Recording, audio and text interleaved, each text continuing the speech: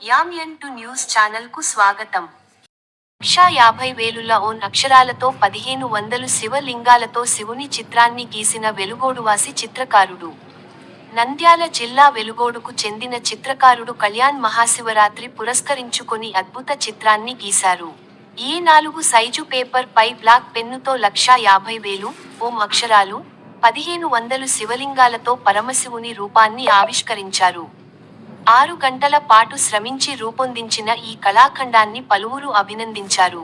భక్తులందరిపై ఆ శివయ్య ఆశీస్సులు ఉండాలని కళ్యాణ్ ఆకాంక్షించారు. ప్రజలందరికీ శివరాత్రి శుభాకాంక్షలు తెలిపారు.